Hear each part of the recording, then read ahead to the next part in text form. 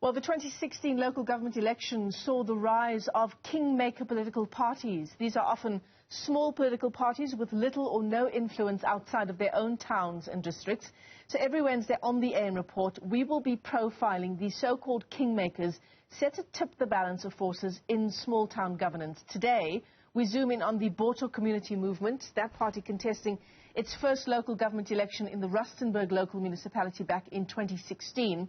The ANC was then able to govern that municipality thanks to its coalition with the BCM. Ofentse Kombe is the party's founder and also its mayoral candidate. He joins us now via our video link this morning. Ofentse, thanks very much for your time. It's great to have you with us on the show this morning. And I suppose the question for any political party as it goes from one municipal election to another is the question of growth.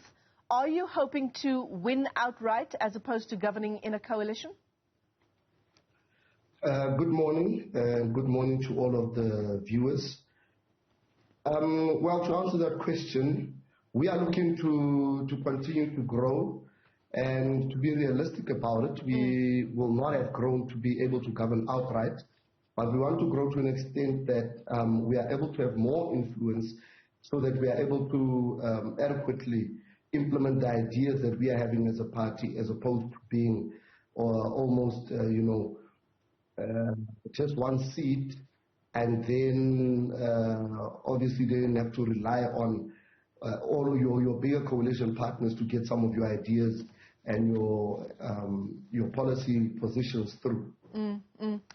I mean, coalitions in many municipalities, we've seen it unfold around the country. They are oftentimes messy. It doesn't always work out when a coalition is formed so that the bigger party can govern outright. What has been your experience as BCM in your coalition with the ANC in 2016? Look, I think with the Rustenburg Local Municipality, because it was a coalition formed of 3 political parties only, which was the AIC, BCM, and the ANC. Obviously, like in any relationship, be it business or whatsoever, there will be friction. So the experience that we have had is that when the coalition agreement that we had with the ANC, it was of such a nature that it speaks to service delivery broadly so. So there are issues in that coalition agreement that the local government is immediately able to deal with. There are issues that require intervention of the provincial and national government. And there where provincial and national government had to intervene is where we have found ourselves to have challenges, and in actual fact where those commitments have not been fulfilled by the ANC at those levels. I mean, there are some instances, and these are according to some political analysts around the country who are, of course, tracking these elections. They're comparing it to previous elections. While smaller parties, and you'll give us your insight into this issue as well, they are happy to enter into coalition agreements. It's under discussion exactly what the smaller parties do get out of it at the end of the day. Okay. When we look at coalitions, we obviously look at what is it that the people of Rustenburg will benefit the most. In 2016, we were specific to say we want to see what the people of Botho will benefit. Hence, the agreement that we had made had to do with issues of the operation of our local clinic, access to opportunities for all, access to quality education, access to safety and security, upgrading of roads, which we were able to get from the local government. So I think it will go on a party-by-party basis, but because we, as our name says, we are about Botho, and obviously when you do not render services to people, there is a lack of humanity, that's a lack of Botho. So we are about service delivery.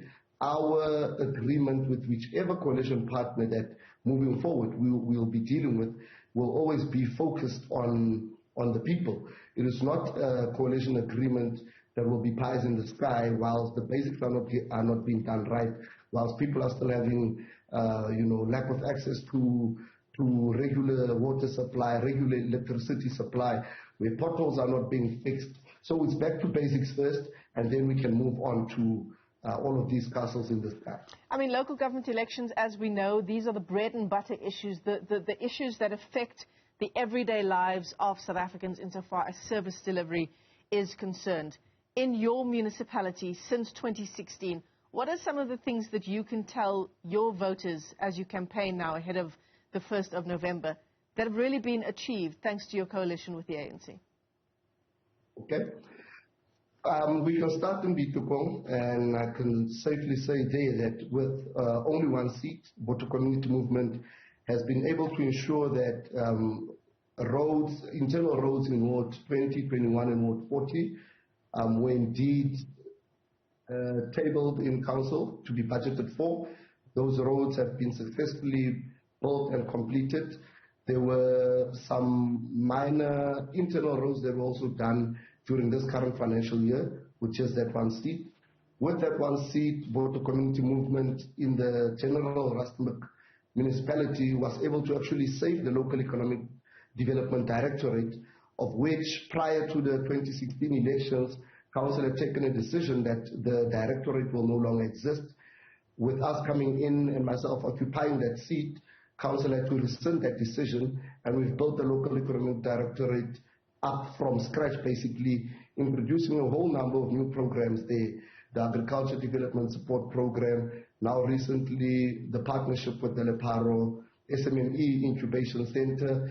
We have been able to influence policy to the extent that we have moved from 25% local minimum content on projects to 40% local minimum content on projects to benefit our local businesses. So just to give you a snapshot, with just one seat, we've been able to do that, and many up-and-coming companies have been able to benefit from government procurement and also in private procurement.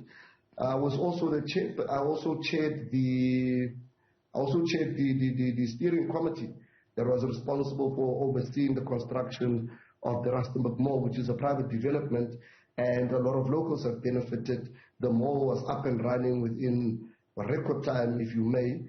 So we are saying to the people of Rustenburg, look, give us a chance.